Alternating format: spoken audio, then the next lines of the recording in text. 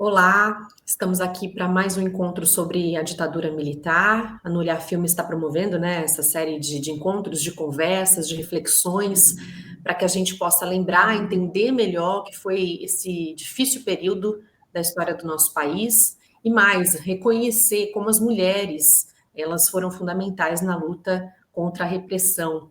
Por isso, o nosso tema de hoje é Memória Viva, e essa é uma contrapartida ao edital 14 de 2023 da Lei Paulo Gustavo, aqui no estado de São Paulo. Além da Ana Pinheiro, minha parceira na No Olhar, está aqui com a gente também a Beth, intérprete de Libras. Oi, Beth. Oi, Ana. Olá, estou muito feliz de estar aqui, apesar do assunto ser difícil, feliz da gente estar resistindo e falando sobre esse tema tão importante com recorte feminino a respeito da ditadura militar.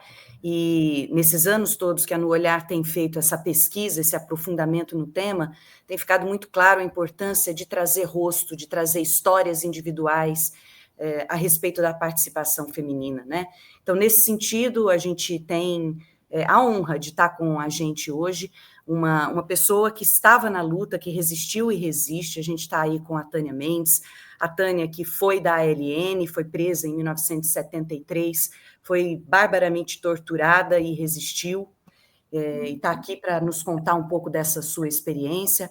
A Tânia, ela é especialista em ciência da informação pela Universidade de São Paulo, trabalhou por muitos anos na Assembleia Legislativa do Estado de São Paulo e agora está escrevendo um livro de memórias. Então, muito obrigada por estar aqui com a gente, Tânia, para contar um pouco do que você viveu, né, da sua visão a respeito do machismo desse período. E queria começar perguntando a respeito desse livro de memórias, né, que você está desenhando, vamos dizer assim, e queria saber um pouco dele, se você pode nos contar qual que é a participação da ditadura militar, né, qual que é como você está trazendo a ditadura militar nesse livro. Bom dia, pessoal. Tá bom estar aqui contando essas histórias, né? Estou sempre à disposição para isso. Olha, esse livro que eu estou tentando relatar a minha vida, ele vai buscar um pouco mostrar qual foi não só a minha experiência pessoal, mas também qual foi a situação quando a ditadura aconteceu e qual foi a reação que a gente teve. Então, nossa, eu tinha 17 anos em 1964 e a gente tinha já vinha um movimento muito grande, cultural, social, que você estava querendo construir um país diferente, né? Você tinha uma noção, parece que era um metabolismo na sociedade, assim, de que você queria construir um negócio diferente, uma coisa diferente, um Brasil melhor e tal. Então foi um corte tão grande que é mais ou menos assim, né? Para a juventude daquela época, como se você de repente descobrisse que aquilo estava jogado fora para sempre. Não era só uma questão de liberdade de expressão ou de coisas desse tipo. Era realmente uma sensação de que eles tinham cortado um país. Eu vou dar um exemplo. Embora tivesse toda uma mobilização de uma parte da Igreja Católica em favor da tal marcha da família com Deus pela liberdade e tal, na base, por exemplo, na cidade que eu nasci e cresci, Santo André, a igreja já era outra na base. Já era uma igreja de mobilização, como as outras igrejas também, metodista e tal. Então, existia um movimento, um tsunami social, né, de que você queria um outro país, uma outra coisa boa. Então, eu estou tentando mostrar. Por que eu quero mostrar isso?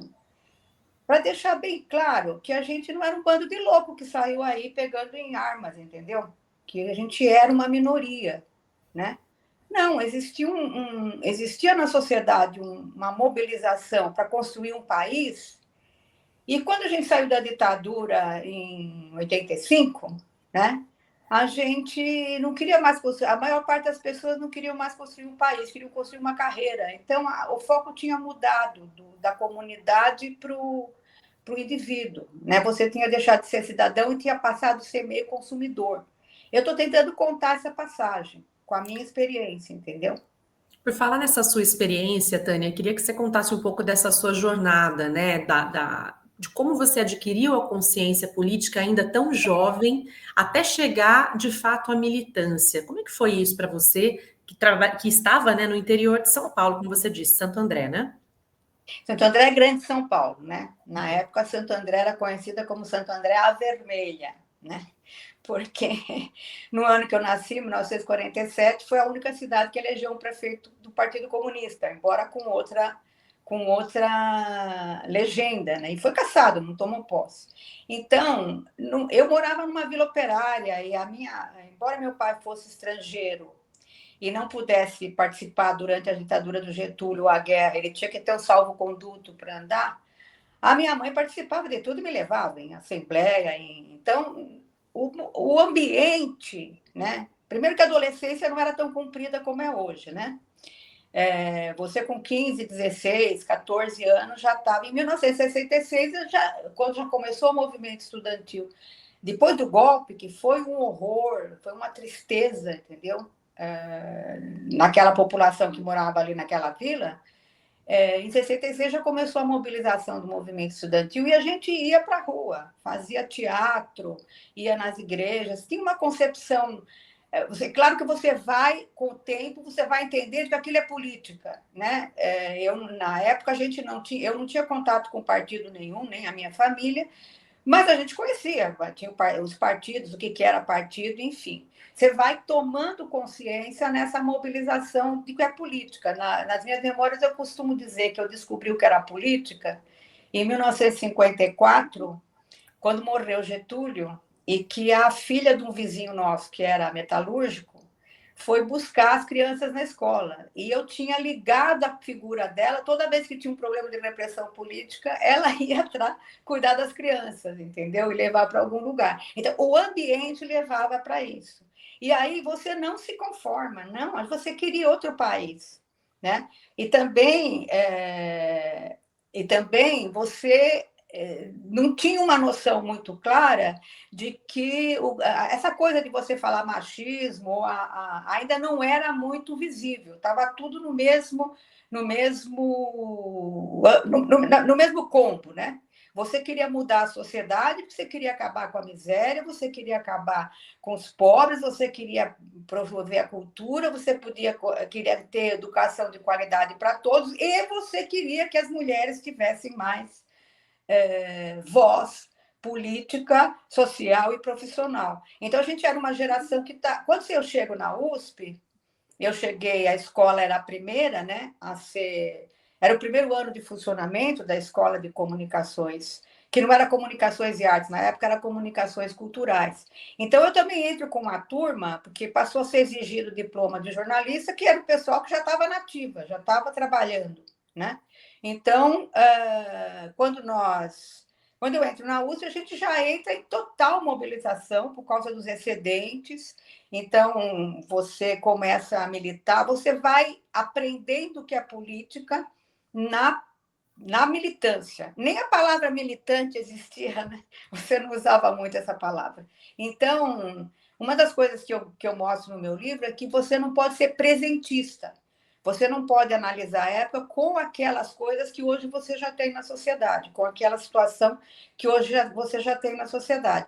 Então, a gente criou o centro acadêmico, a gente começou a ir para as passeatas, a ECA fez um seminário internacional de cinema, estava o Rossellini, estava o Edgar Morin, e eu fiquei com a tarefa, imagina, a tarefa difícil, né?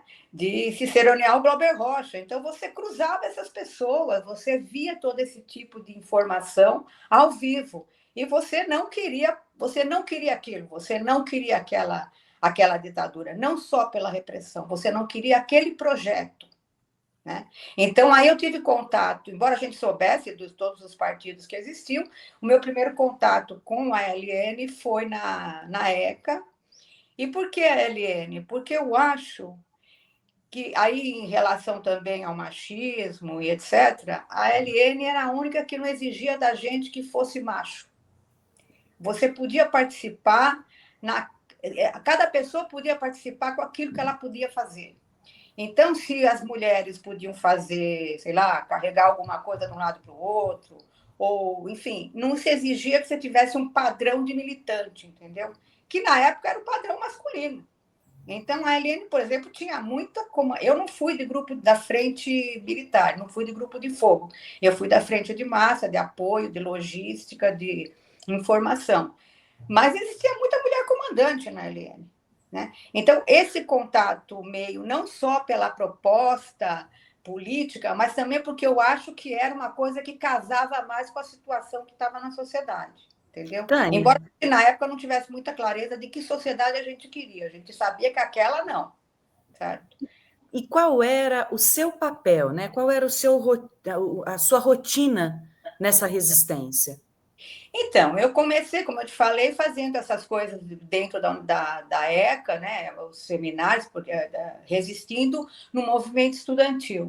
Aí eu tive um contato, eu era da frente de massa. Então, você se começa fazendo panfletagem, você começa fazendo conversa, você começa ganhando gente para o movimento, certo? Depois, a gente foi uma decisão, foi uma estratégia política.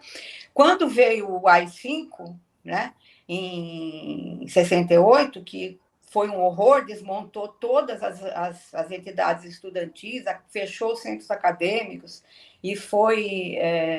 as lideranças estudantis na época tiveram, inclusive, muitas que saíram do país, ou foram presas, ou caíram na clandestinidade, a maior parte delas. E uma entidade de massa, como dizia a Eliane, não pode ser clandestina, né? Isso aí era uma coisa que diferenciava também. Entidade de massa, é para mobilizar a massa, não pode ser clandestino. Então, nós fomos para o DCE da USP. Foi criado... A gente, inclusive, para dar uma ideia de como era essa militância, a Lei Suplicy de Lacerda transformou todos os centros acadêmicos em diretórios acadêmicos. Todos estavam fechados. Só que o DCE da USP já chamava diretório acadêmico muito antes, certo? Então, a gente aproveitou, ficou uma coisa ali que ninguém entendia bem se era dentro da lei ou não, e a gente criou o Diretório Central dos Estudantes da USP.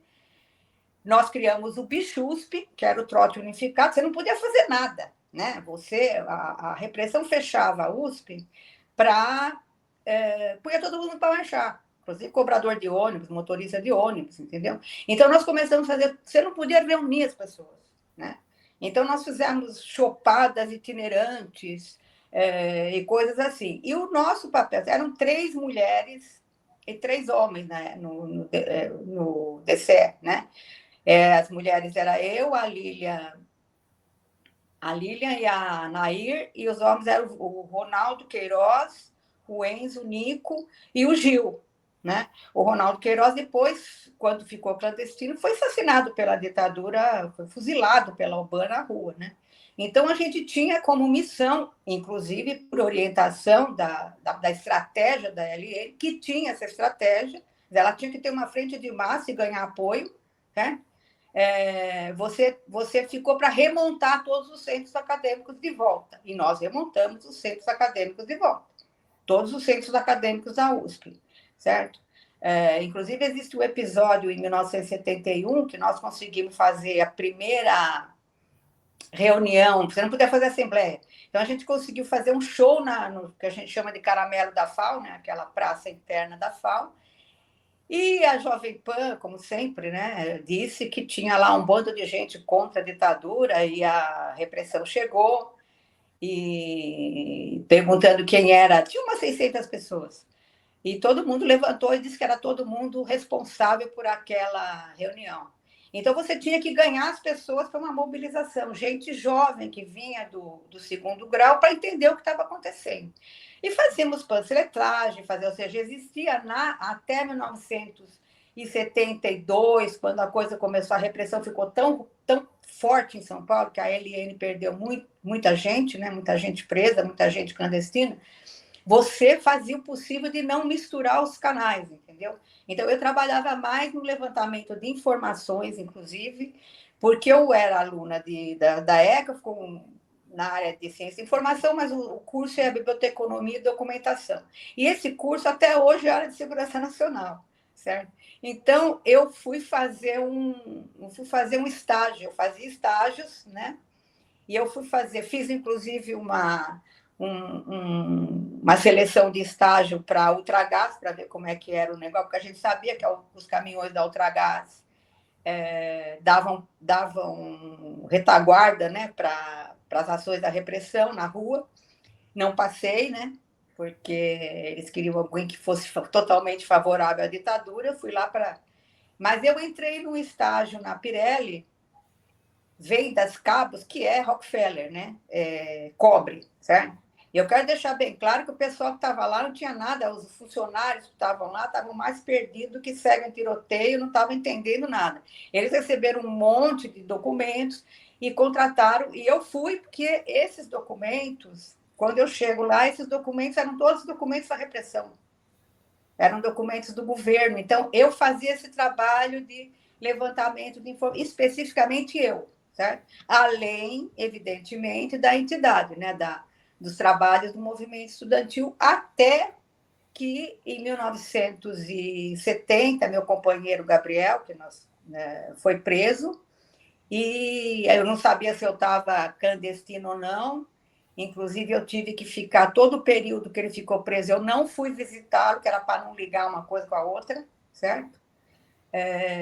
E aí você já fica meio assim, prestando atenção. Eu passei a ficar mais perto, dando apoio mais forte para o pessoal da área mais militar, né? Então, Gente, já, da outra parte da LN. a gente Que já foi vai nessa... entrar também, inclusive, no momento da sua prisão, né, e tudo que você Isso, enfrentou ali depois da sua prisão. Mas antes eu gostaria que você fizesse uma reflexão aqui com a gente, né? Nós temos ouvido, né, mulheres que debruçam nesse tema, né, militantes, ex-presas políticas, e vai ficando muito claro os diferentes níveis de resistência, né? isso. Sobretudo de mulheres que não necessariamente são mulheres que pegaram em armas, que foram para a luta armada, mas que atuaram e foram fundamentais, como você está contando aqui da sua própria experiência, né, no apoio, na logística, nesses níveis todos, né? Você pode falar um pouquinho para a gente sobre isso? Então, as mulheres, mesmo antes da ditadura, elas eram meio que um motor de mobilização, né? Porque eu tive uma família que depois você fica percebendo que... Mas não era uma família muito diferenciada na época. Porque mesmo as mulheres que eram chamadas donas de casa, nesse estamento de operariado, de classe média baixa, desse pessoal, e principalmente numa região que estava se industrializando com a indústria automobilística, que é o Grande ABC, hoje é chamado Grande ABC, mas na realidade era Santo André, São Bernardo, não existia nem Diadema, certo? Então, você tinha toda uma mobilização enorme das mulheres, já no suporte por exemplo, das greves que existiam, né, no ABC, e também nessa coisa toda de você dar apoio, você passar uma pessoa de um lugar para o outro, esconder a pessoa, arranjar médico, entendeu? Passar informação, certo? Às vezes ficar olhando alguma coisa, fazendo levantamentos de informação. E tiveram já um papel importante na discussão, porque já tinha um papel importante nos sindicatos, entendeu? E mesmo no movimento estudantil. Então, a mulherada já era muito, falando francamente, era muito mais mobilizada do que hoje, não porque elas não queiram ser, mas porque hoje elas ganharam ainda por cima a tarefa adicional de ser provedor da casa. Né? Nós estamos vivendo num tempo que o homem ainda é o provedor, certo? Você está saindo da década de 50, onde as mulheres eram formadas para casar, né? O objetivo e essa geração de mulheres já não era isso, já queria ser alguma outra coisa, entendeu? Então, era muita mobilização feminina, era muita discussão quando você ia para a rua, entendeu? Então, quando você chega... Por isso que, quando eu digo assim, que a LN meio que casava com esse... Vou chamar de metabolismo, tá? Com esse metabolismo feminino, porque eu não posso nem falar de movimento feminista, porque ele não estava ainda, né? Sedimentado, organizado, ele só vai aparecer como tal um pouco mais para frente, esse metabolismo de que as mulheres estão na rua, né? Estão cobrando, estão brigando, estão... A ALN casava mais com isso, das organizações. Embora você tivesse todas as mulheres já no Santo André era muito visível, porque, como eu falei, o Partido Comunista elegeu um prefeito. Então, por exemplo, quando a Anísia Leocádia voltou do exterior, né? A filha do Prestes, a cidade fez uma manifestação enorme de mulheres para recebê-la, né? Então, você tinha toda essa coisa meio cultural, coisa que você quer participar, que você quer fazer uma coisa diferente. Realmente, as mulheres fizeram a diferença. E a ALN meio que casava com esse metabolismo, entendeu? Porque você podia exercer dentro da ALN, independente do lugar que você tivesse, as mesmas coisas que você já fazia em termos de resistência no dia a dia, entendeu? Na sua igreja, na sua casa, na sua vila ou no seu sindicato. E acho que, talvez, aprofundando ainda nesse tema dos níveis de resistência das mulheres, vai ficando cada vez mais claro que sem a participação das mulheres, não teríamos chegado a lugar nenhum, né? Quer dizer, foi muito importante esse trabalho feito no bastidor, né, Tânia? Olha, eu acho que não, porque o mulherio era fogo na época, entendeu? Porque você, nota, você não tinha ainda para não ser presentista, que hoje você consegue dar nome às coisas, certo? Assédio, essas coisas assim. Mas na época que você sentia que você tinha, porque as mulheres estavam, pra você ter uma ideia, até antes de eu entrar no colégio, porque os colégios públicos não existiam em Santo André. Aliás, a escola pública era o padrão de qualidade, não era a escola privada que era o padrão de qualidade, certo? Você tinha a escola até 1964, 65, havia de separação, as classes eram femininas ou masculinas. Então, quando você começa a ter e você, sem essa participação feminina, eu acho que não tinha que empurrou, inclusive, os homens, entendeu? Empurrou, inclusive, porque senão eles não estariam, principalmente os jovens, entendeu?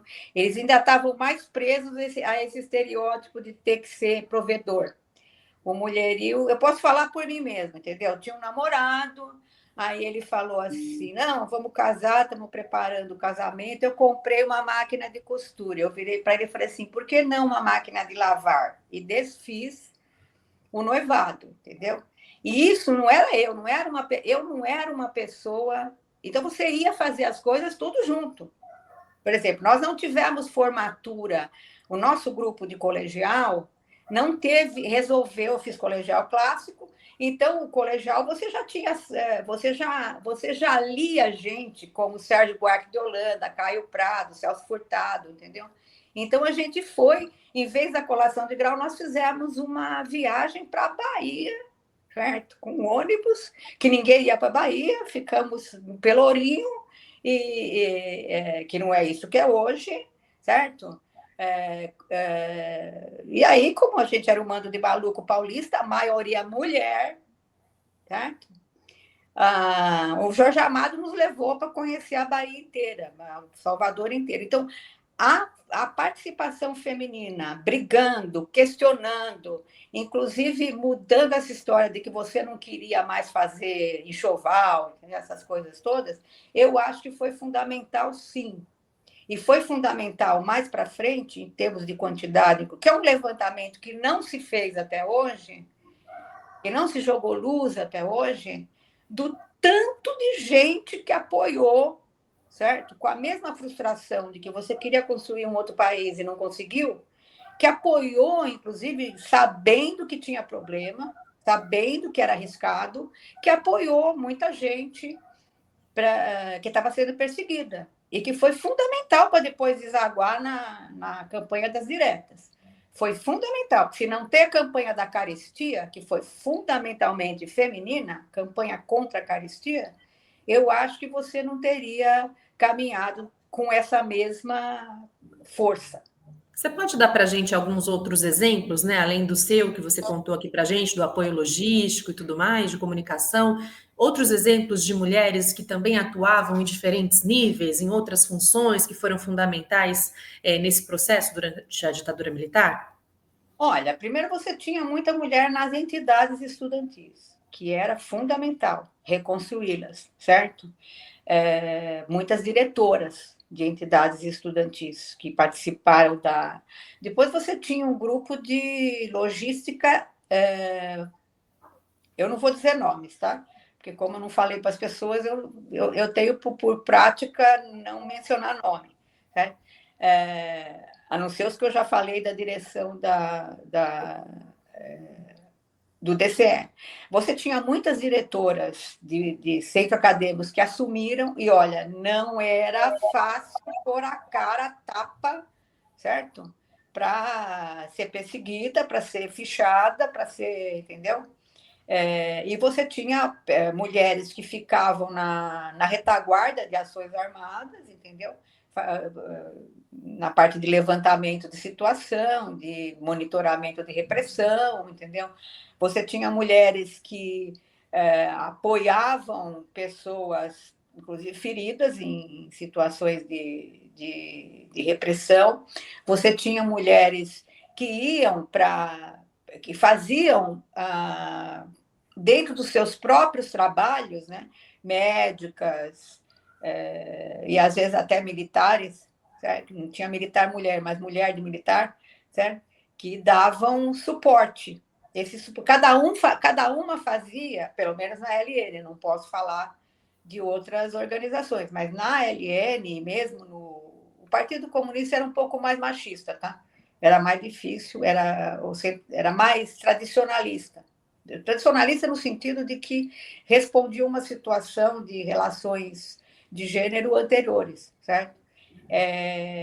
Você fazia aquilo que você fazia melhor, entendeu? Então, se o que você fazia melhor era permanecer no seu trabalho, dando aula e dando suporte, ou se você fazia melhor era esconder uma pessoa na sua casa, certo? Se você fazia melhor era se disfarçar de dondoca e ir fazer levantamento para ação de banco, certo? Porque era difícil para a mulher até abrir uma conta bancária sozinha. Você tem que colocar. O descompasso era muito grande. Então, eu acho que precisa iluminar essa situação, não só das mulheres, porque teve muito homem que fez isso também, né? que também deu essa colaboração, mas precisa iluminar que era uma maré. Certo? As pessoas não se conformaram com a ditadura. Não se conformaram com a ditadura. Então, era muito pouca mulher que ficava na posição de família, tradição e propriedade. Todo mundo queria fazer universidade, certo? Já era muita mulher fazendo universidade, certo? Embora nas áreas técnicas, como pelo menos na USP, como engenharia, dessas coisas assim, tivesse mais mulher, mas mesmo assim elas roubaram a porta da entrada nas universidades. E esse movimento todo foi importante. E davam retaguarda, seguravam a pitanga se precisasse. Então, tinha várias formas, assim, mesmo assumindo entidades ou assumindo a linha de frente de algum tipo de entidade política que você precisava para mobilizar a massa, assumindo, como eu já falei, as próprias ações armadas e assumindo os papéis que elas pudessem representar melhor naquela situação, seja enfermeira, dando suporte, segurando gente, fazendo panfletagem. Tinha, inclusive, tecnologia de fazer panfletagem para não se queimar. Vocês não são dessa época, né? Que tinha mimeógrafo álcool. Certo? Você fazia o panfleto, tá? Aí você entrava nos lugares, punha o panfleto na janela e despejava álcool e saía. Quando secava, o panfleto voava pela rua, entendeu? Mas isso exigia coragem, como exigia, por exemplo, às vezes transportava material de um lugar para o outro, transportava inclusive arma, quem era retaguarda de movimento de ações armadas, né? Porque, nossa, as mulheres acabaram usando, em relação à repressão, até a ideia que a própria repressão tinha, de que elas eram mulheres só, certo? não serviam para isso, certo? Então, você usava essa máscara, certo? Você usava isso vou dar assim, às vezes você ficava nessa posição de mas eu só sou mulher, entendeu? Quando você tinha uma situação de repressão, você ficava na frente, você destacava a gente para ficar na frente conversando, mulher para ficar conversando, assunto de mulher, certo?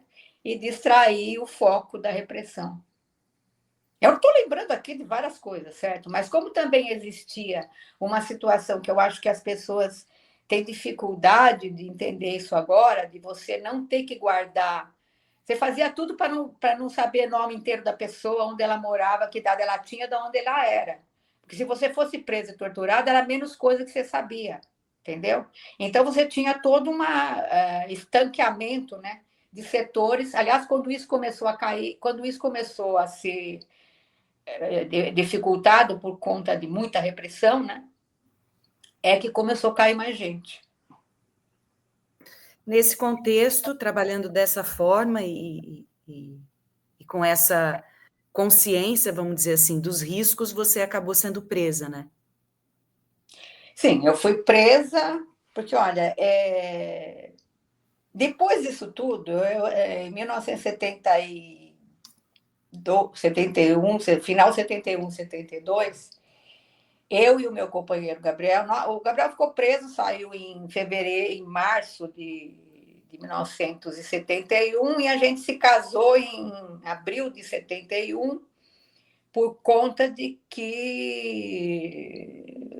E o casamento já foi uma ação, porque o meu marido foi preso, e como a repressão ainda não estava totalmente organizada, ele foi solto e continuou sendo procurado. Existia um problema de informação ali, eles não sabiam que era ele, certo? Ele era da LN, né, Tânia? Ele era da LN, né?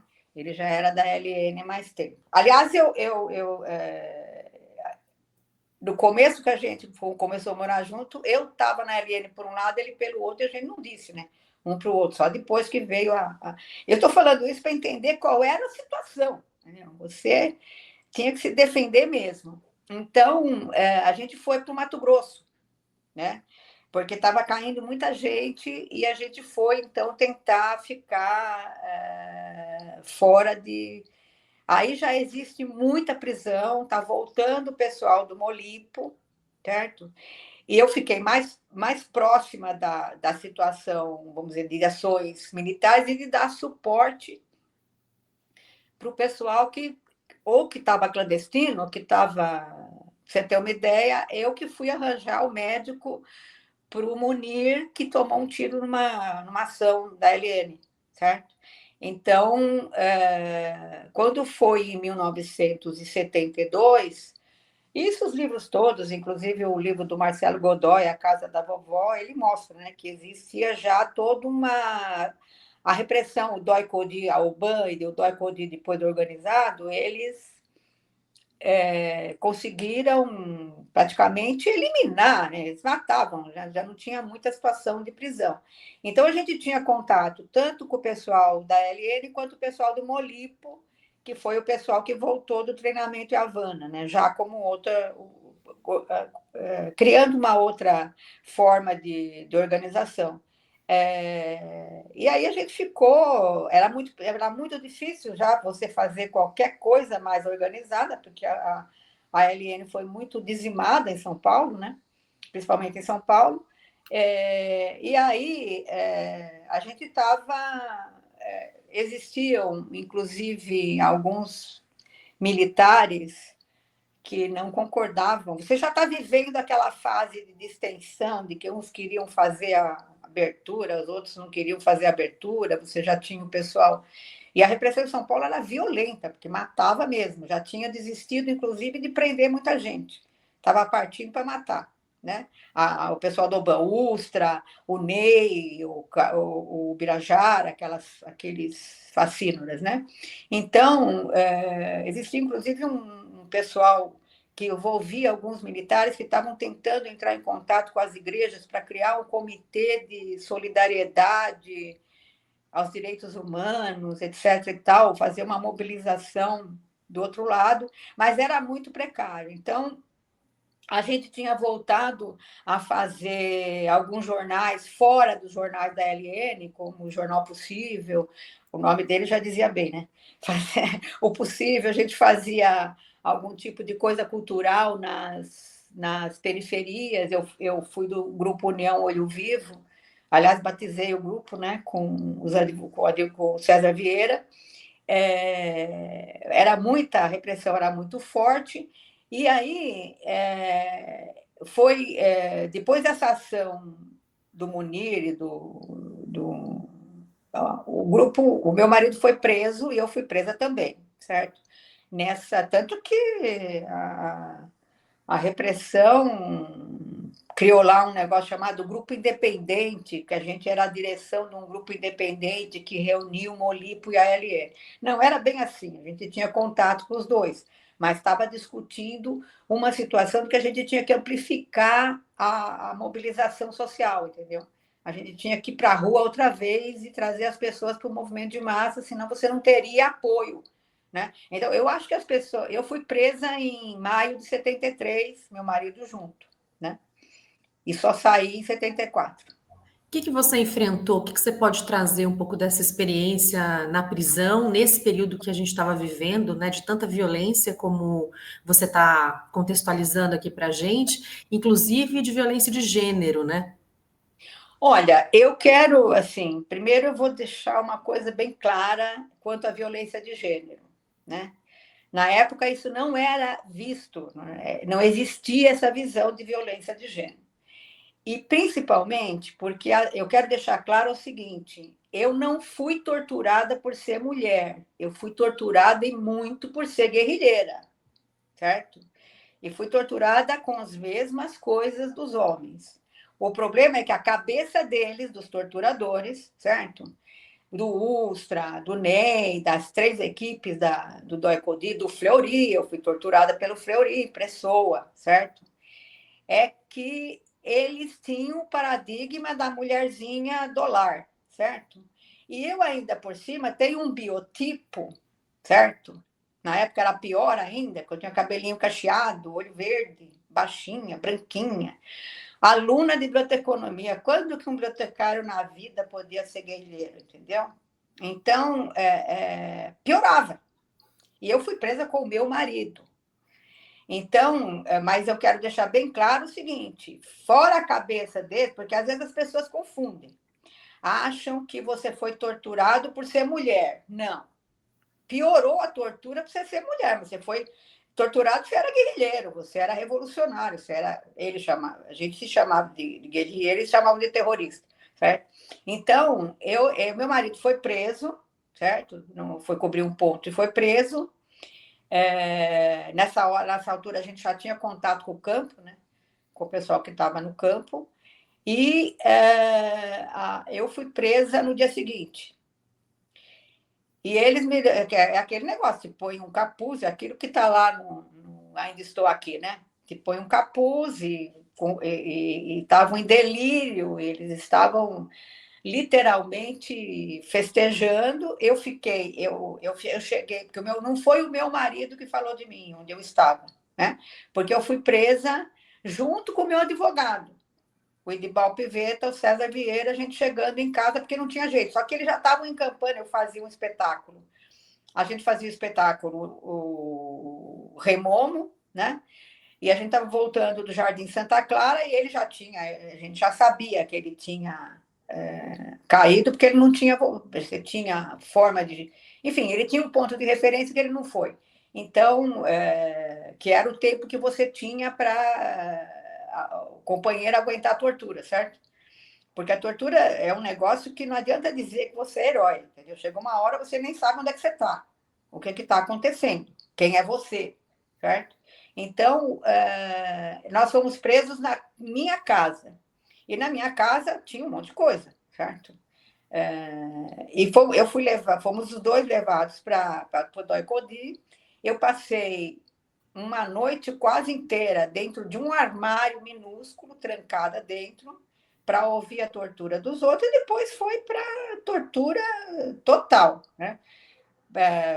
Pau de arara, choque, cadeira do dragão, afogamento, enfim. E depois eles também fizeram quando houve uma ameaça de que um grupo da LN ia sequestrar, ia invadir o Doi-Codi e tirar as pessoas, eu passei uma noite inteira com uma metralhadora na cabeça, certo? Porque eles diziam que se os caras entrassem, eles iam fuzilar todo mundo. Eles também tentaram fazer com que eu torturasse meu marido, e o marido, claro que nós não fizemos isso, certo? Então, você tem que ficar numa situação, não que você seja herói, mas você fica, e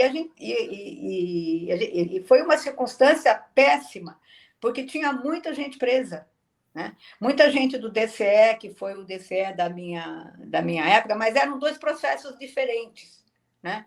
Um que era o pessoal da USP e da gente, que era o da LN e do Molipo, né? Onde tinha também 2 militares, que até hoje a gente não sabe o que aconteceu com eles, 2 militares de apoio, certo? Então, nós ficamos lá.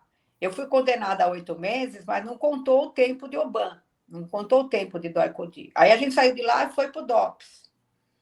No DOPS, também tortura, também, assim,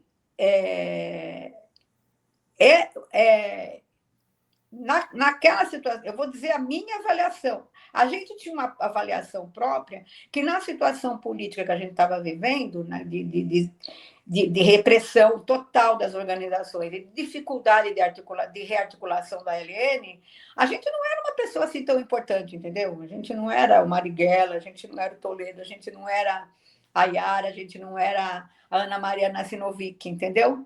A gente era a base que estava...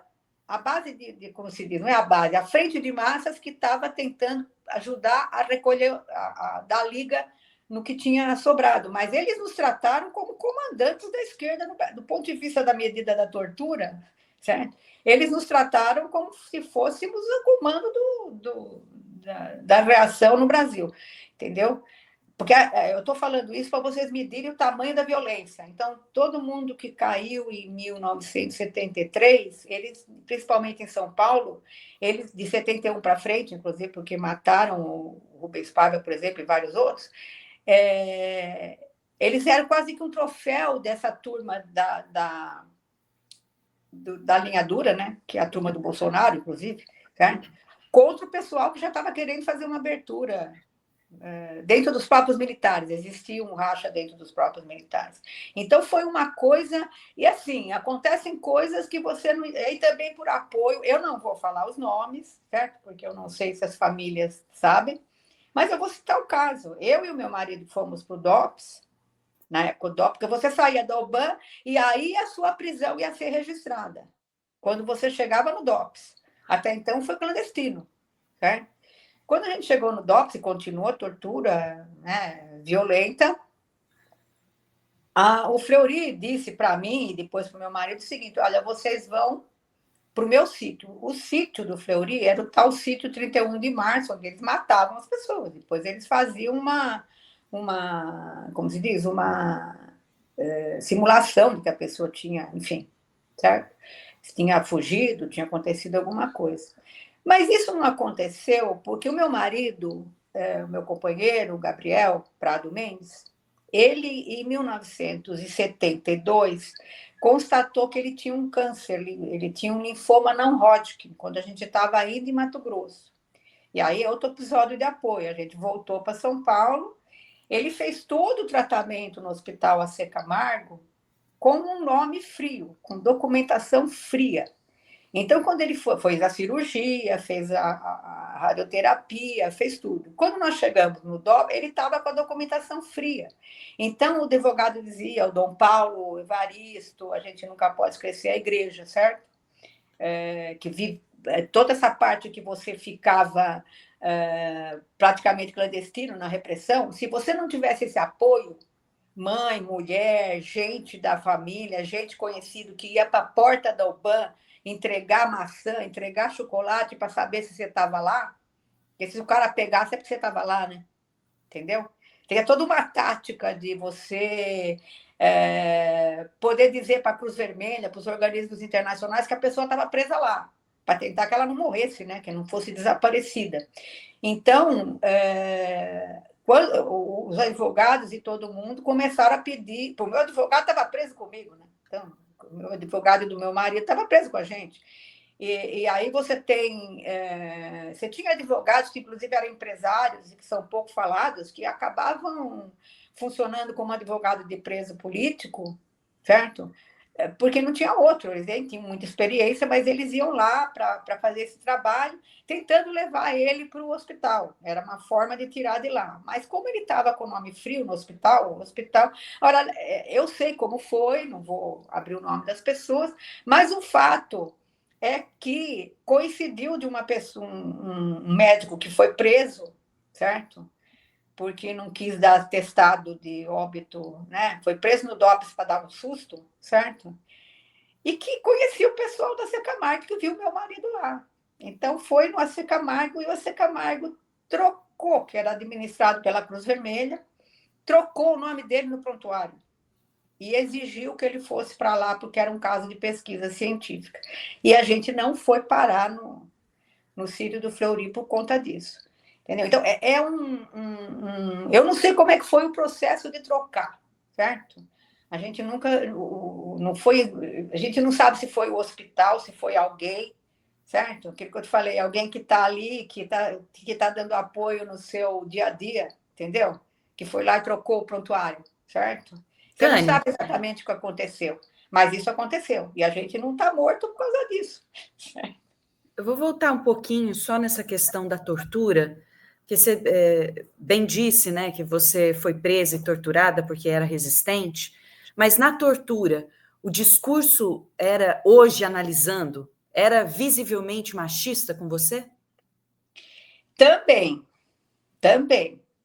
Mas eu tenho a impressão que, como na hora que você estava sendo preso, naquele momento, em 1973, porque quando já tinha disputa com o gás, já tinha uma disputa muito forte dentro da repressão, certo?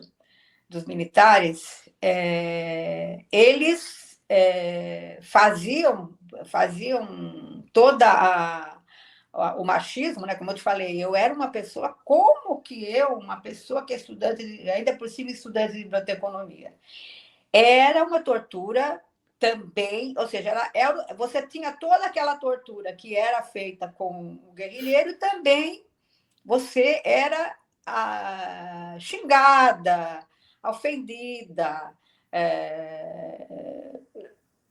como se diz, com todo o ódio machista que eles tivessem possível, certo? Porque você era mulher, então você estava pagando por duas coisas, vamos dizer assim. Era duas coisas, por você ser revolucionária e por você ser mulher. Como que uma mulher, entendeu? Porque esse ódio pelas mulheres que faziam alguma coisa não era só dentro da repressão, era fora também. Essa turma que era a turma do Deus, Família e Propriedade, né? A turma dos conservadoristas e tal, os conservadores, né, reacionários na época, eles já eram contra qualquer coisa que você fizesse. Então, por exemplo, não é à toa que em Santo André a maior parte dos membros do CCC, do Comando de Caça aos Comunistas, é de Santo André, porque existia lá uma representação. A cidade, ela sofreu um processo. Eu estou falando isso para explicar como eu digo que soma, certo? Ela sofreu porque ela era mais ou menos uma instância das famílias tradicionais paulistas, entendeu? Era uma cidade de serra que tinha grandes casas, e de repente ela se industrializa, certo? Com a tecelagem Covari, que é a ródia, certo? E vem aquele monte de trabalhador, entendeu? E eles não queriam essas pessoas lá. Então, essa coisa de dizer que mulher é feita para ficar em casa, é feita para cuidar do filho, é feita para. Entendeu? Então, existia sim, né? Só que, assim, no meu caso específico, já por conta da altura que a gente está sendo preso, entendeu? Eles não estavam só me torturando porque eu era mulher do meu marido. entendeu? Eles estavam já achando que tinham passado do... Olha, o ódio contra a mulher tinha aumentado, porque não era só uma questão machista, você é mulher. Poxa, você é perigosa mesmo, eu tenho que acabar com você, certo? Então, mas existia sim. Você pagava o preço dobrado por ser mulher e por ser guerrilheira, por ser contra a ditadura, por estar resistindo e por ser mulher. Era o pior dos mundos. Tânia, você comentou que faz sempre questão de participar, né, e falar nesses encontros, nesses espaços que hoje ainda proporcionam, né, discussões sobre o que foi a ditadura civil-militar aqui no Brasil, né? Eu queria que você contasse por que você faz isso na perspectiva do que a gente ainda precisa resgatar em termos de memória, né, sobre o período, de entendimento sobre o que foi a ditadura militar, até para que a gente tenha, de fato, uma reparação e que não corra o risco de viver de novo esse período aqui no nosso país. Olha, a gente precisa transformar essa história em situação atual, porque essa coisa permanece. Você não resolveu o problema de ter que criar um país, certo? Esse problema ele permanece. Então você precisa que as pessoas se movimentem e percebam que é possível se movimentar. Não precisa fazer uma coisa só dentro dos paradigmas, entendeu? De partido, disso, daquilo outro. Você precisa se mexer. Porque o problema colocado lá em 1964, ele continua. Ou as pessoas... Continua, está se agravando, certo? Ou as pessoas começam a se mexer dentro de um paradigma de construir o país e não de construir uma carreira, certo? Dentro de um paradigma comunitário, ou nós vamos... Isso aqui vai virar um inferno. Já está virando. Tá? Então, eu primeiro faço questão de desmistificar que as pessoas que lutaram naquele período, elas foram loucas porque as pessoas que falam isso medem pela repressão. As pessoas são medidas pela repressão. Elas foram loucas, entendeu? De questionar a ditadura. Não, as pessoas eram... Boa parte das pessoas eram pessoas absolutamente comuns. Então, você precisa continuar, agora, em todos os lados, entendeu? Você precisa abrir essa discussão, você precisa ir para cima dessa situação que a gente está vendo se agravar, inclusive com o tecno-feudalismo.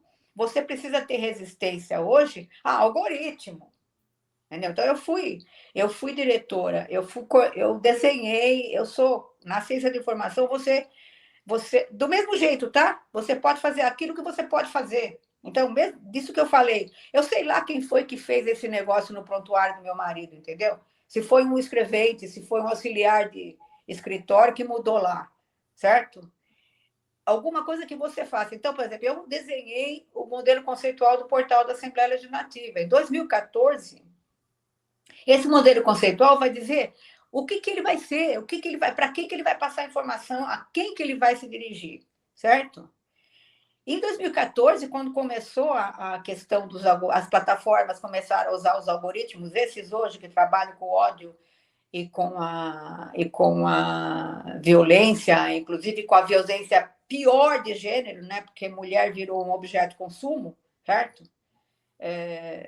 Pior de qualquer coisa, virou um objeto de consumo. Nós criamos uma guerra infernal. Então, o modelo conceitual do portal da Assembleia não usa o algoritmo. Você não vai ter na primeira página, no primeiro lugar do feed, aquilo que é mais visto, certo? E nenhum, por exemplo, você vai ter que criar resistência a isso. Então, você vai ter que arranjar um jeito de evitar, certo? Que o algoritmo continue funcionando. Não adianta dizer que você vai moderar a plataforma. Não vai, certo? Agora, se você perceber que as pessoas entram nessa de ódio, disso, daquilo, de ficar clicando lá e botando comentário de ódio, etc. e tal, e fake news, porque elas não pensam, certo? Se tecnologicamente você evitar que elas, nos primeiros 5 minutos, consigam fazer qualquer coisa, elas vão pensar, você diminui. Então, você vai ter que resistir em tudo quanto é lugar. Então, eu estou contando a história para dizer, é possível resistir, mesmo que doa muito. Você vai parar lá no Ecodi, entendeu? Porque não é todo mundo que vai para lá. Não é todo mundo que vai ser. Agora, se a gente não fizer alguma coisa, o feminicídio vai continuar crescendo, porque, nota, na época existia o machismo, existia o problema da dominação, mas hoje a mulher, além de ter que virar o provedor, porque ela conseguiu algumas coisas, certo? Mas na maioria das vezes ela só conseguiu acrescentar problemas à sua própria existência, além de ter que aturar todo o machismo da vida, virou provedor, né? O que você tem de mãe solo, certo? Sustentando família, quer dizer, ainda adquiriu uma atribuição que lá atrás era masculina, certo? E morrendo. Então, não é só a repressão que mata, a sociedade mata também. Então, eu continuo brigando e muito, dentro daquilo que eu posso fazer, certo? Então, eu acho, por exemplo, importantíssimo você resgatar as pessoas comuns que fazer uma pesquisa grande, vai ter que ter uma pesquisa acadêmica nisso, né? Porque é um negócio que você tem que ir na base das pessoas que, mesmo sabendo que era perigoso, deram um apoio cristão, porque a igreja também era outra coisa, né? Certo? Então, eu acho que o problema que nós vivemos lá atrás está colocado, e não está colocado só porque existe o Bolsonaro e a extrema-direita. Está colocado porque o país não se resolveu. Quem fez a Constituição de 88 foi esse pessoal que vinha desse metabolismo anterior. A geração dos 21 anos da ditadura está começando, está dando as cartas agora. Certo? Então, se a gente não fizer alguma coisa, só vai piorar. Só vai piorar. Não sei se eu respondi, certo? Respondeu e muito bem, né? E essa conversa, ela valeria horas e horas de reflexão sobre esse tema. Acho que você deixa como mensagem final mesmo o que cada um pode fazer, né, na sua área de atuação, pensando a própria profissão como forma de resistência, né, como você bem coloca. Quero te agradecer aqui por ampliar tanto a nossa perspectiva em vários níveis nessa conversa e já dizer que gostaríamos de ouvir muito mais vezes, né, Marcela? Com certeza, Tânia. Se quiser deixar aqui suas palavras finais, mais uma vez, muito obrigada, viu, pela disponibilidade e por ser essa resistente, né, do ontem e de hoje também. Olha, gente, eu acho o trabalho de vocês muito importante, é por aí mesmo, tem que ter mais gente fazendo isso. Aliás, o documentário é maravilhoso, certo? E o que eu digo para as pessoas é o seguinte: a frase do maestro Antônio Carlos Jobim é mais viva que nunca. O Brasil não é um país para amadores. E você tem o que fazer. Mas, e por outro lado, você pode e tem situação para mudar isso, desde que você fique menos siderado pela cidade cenográfica brasiliense, certo? Que você efetivamente vá buscar e vá se posicionar em cada coisa que você está fazendo. Porque é isso que cria o tsunami, é isso que cria a maré, entendeu? E isso que cria um pouco melhor, uma situação um pouco melhor da gente conviver no mundo, né? Então, o que eu acho é que é importantíssimo, e para as pessoas não entrarem em depressão, porque nós estamos nessa situação difícil. Dá para continuar brigando e dá para continuar fazendo, e veio uma moçada, eu também fiz, depois que eu saí da Assembleia, com uma moçada muito boa aí, jogos de educação política, jogos presenciais de educação política. Cada um no que pode fazer, não ficar esperando que surja uma coisa, porque as pessoas hoje têm mania de transformar tudo em oportunidade de negócio, né?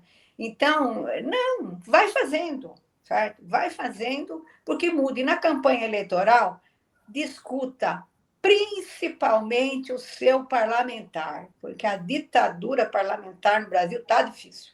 Então, presta atenção no vereador, e no deputado e no senador, porque é esses que estão configurando o que a gente tem no país. E eu agradeço muito a oportunidade de estar brigando mais uma vez e falando mais uma vez que vale a pena a gente construir um país. Até porque o país hoje não tem nada a ver, mesmo com toda essa problemática, esse problemão, certo? Não tem nada a ver com o país que a ditadura estabeleceu, porque as mulheres não conseguiam discutir nem o problema do machismo de forma tão ampla. Que bom que a gente está aqui nesse espaço. Obrigada, Tânia, mais uma vez. Obrigada, Ana. Obrigada, Beth, nossa intérprete de Libras aqui. Só quero reforçar o portal asvozesdaresistência.com.br, esse trabalho da No Olhar, que traz aí outras histórias de mulheres que tiveram esse papel fundamental na luta contra a repressão. Nossa página no Instagram também, As Vozes da Resistência. E seguimos aqui batalhando. Gente, até a próxima, viu? Um abraço.